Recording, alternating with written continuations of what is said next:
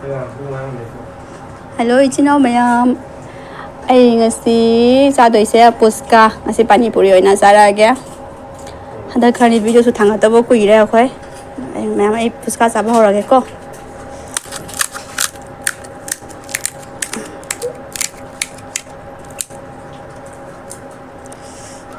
Sisina mayam pani alu khane ko no sonda di kai haiba ko sonda pani alu ai. Ai yam pami ai ki favorite ni se pani alu. Sika mahi leire. Sigana alu.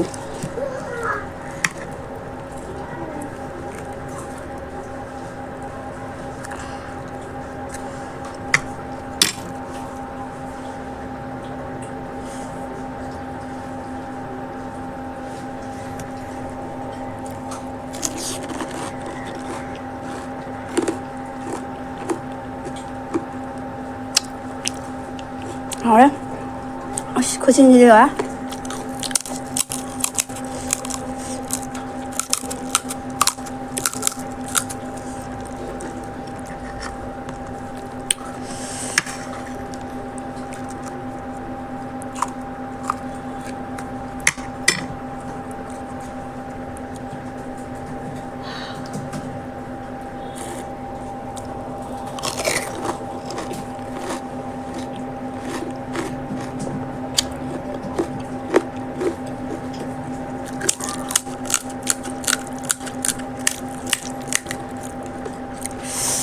nó xong cuộn lại cái đây 얼마 고하우스 레이트래 how지세요 농진 오람달 산다 오람달 자이드냐 봐 나 싸우지 고하우 뭐 심을 때문에 싸우지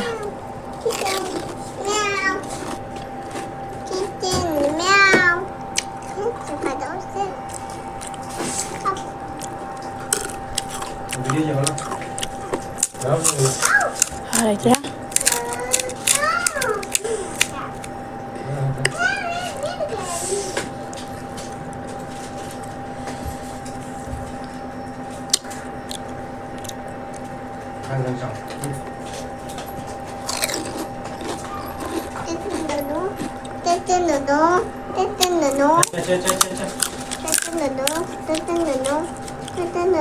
Tete no sa kari hai ba inak sang tete no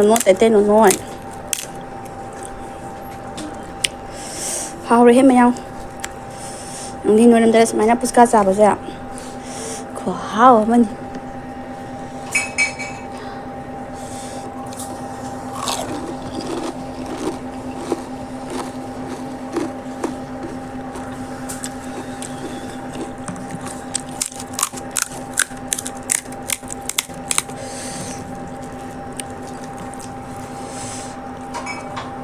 모록 사딱 진딱 따오더나 와 마. 싱 가자. 응? 싱. 응.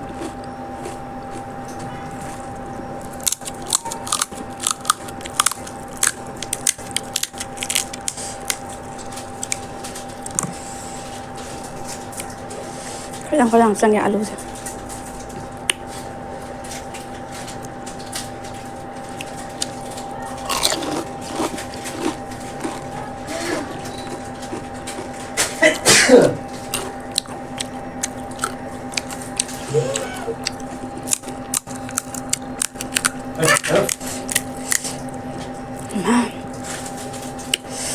Bueno, que no ne hareto.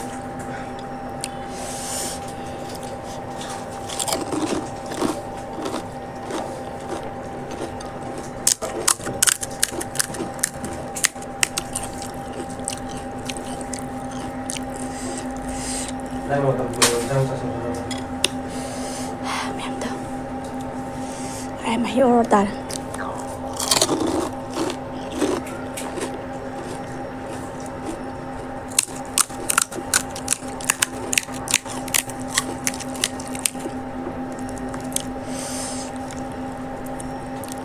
Maya mai dia puska se khara pam gale puska sam ka ya thok pong ngoni dai line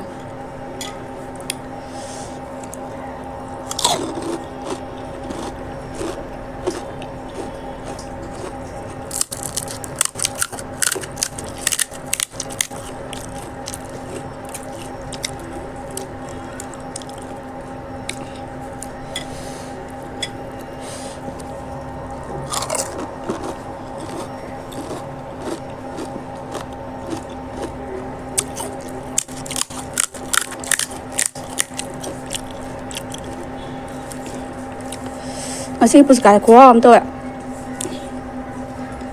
Mahi sini mahi hao itu.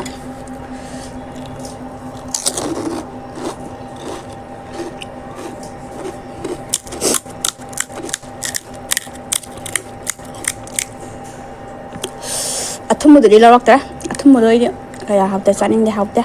Sen macam hao.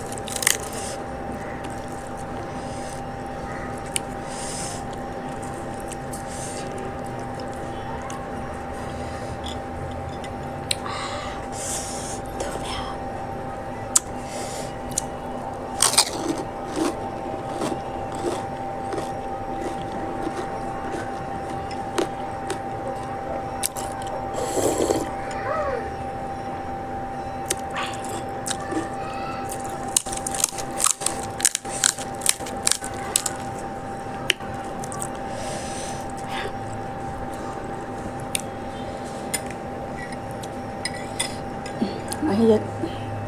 Kau pengen dokter.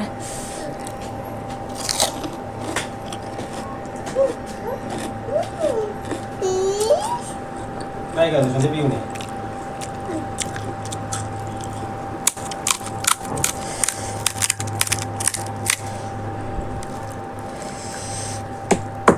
Chica đó. Chica, come. Xe.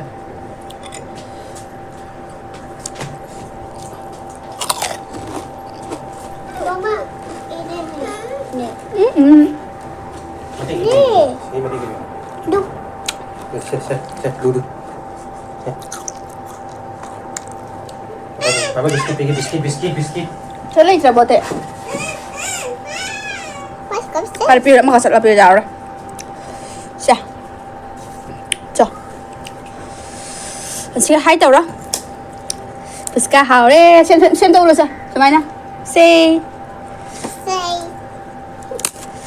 Ah, Huani đang sang ngomong. Ini smile muka saya. Ay sabi wala man saning nga ba ganun to. Tano no, Huani đang sang ngomong ko. Đâu thế nào? Chào. Test đâu hao cho hao bên. Nó bảo là phải thay cái con sắc đồ đấy. Phải lo lại cái này xem. Mau saya yang ke beda?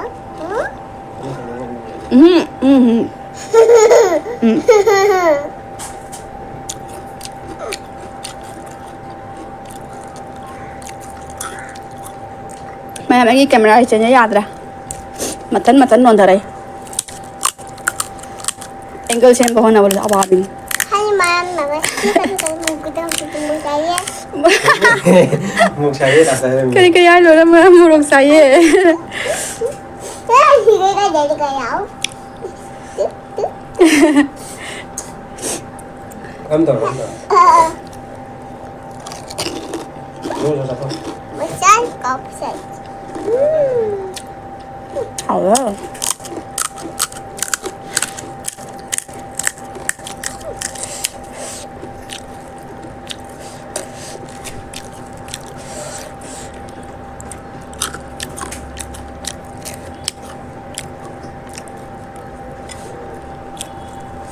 Mấy vậy? Có bè salak ra.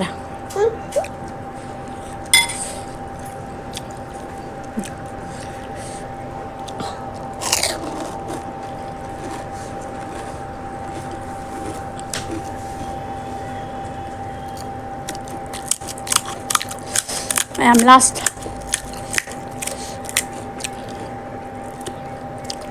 Sẽ last oil đó. Cái bữa giờ sẽ làm xong kìa. Morok.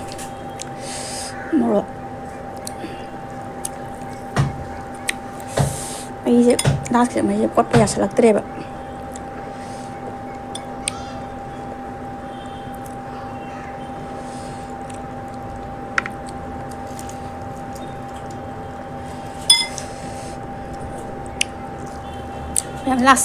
Last rồi.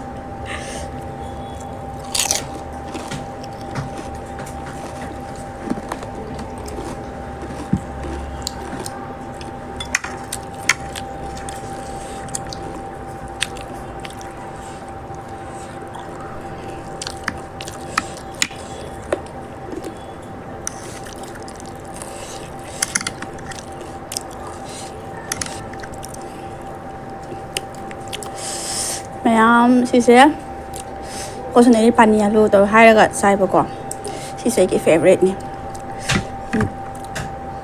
puskai mahiga alu ga to pe bujia na ja khara tilo pe kaya paga ha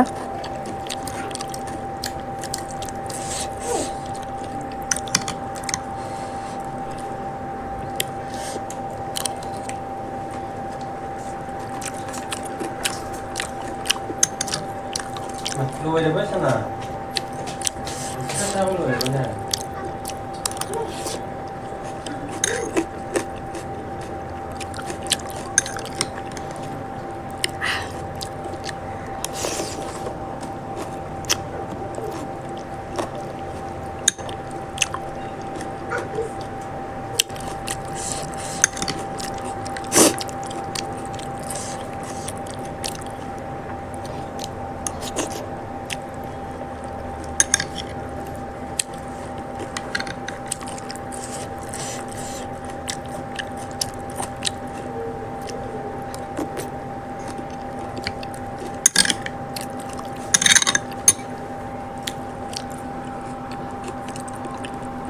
Ini juga.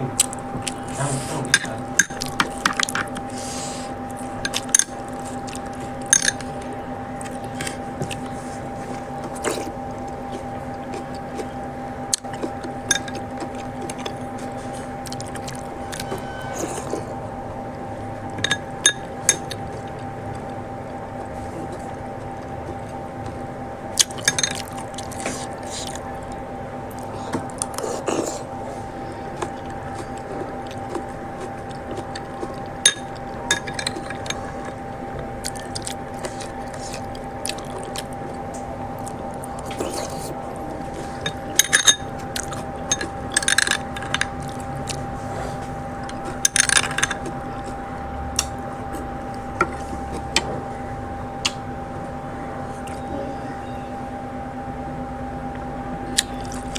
Hả?